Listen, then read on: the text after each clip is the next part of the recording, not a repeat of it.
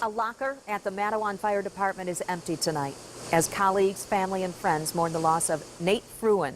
He died last night from an apparent heart attack while he was on the way to a fire. 24-hour News 8 Steve Kelso joins us live in studio with more on this fallen firefighter. Steve.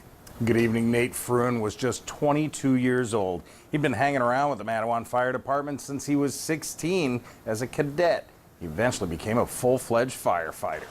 His assignment last night was to run refreshments out to this fire on M43. Firefighters think space heaters started the garage fire that eventually spread to the house. They have been battling the blaze for some time. Nate left the fire department with his cousin.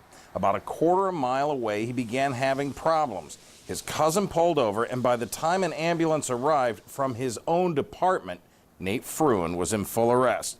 He was pronounced dead at a Kalamazoo hospital a short time later. Today, his assistant chief tried to put the tragedy in perspective.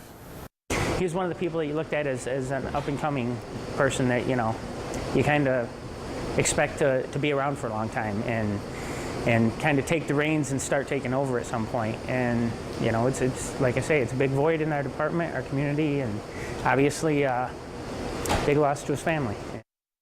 Horton says Fruin had no pre-existing medical conditions and had passed all of his physicals in the past.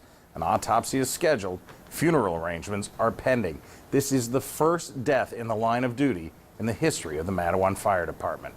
Live in studio control, Steve Kelso, 24-hour News 8.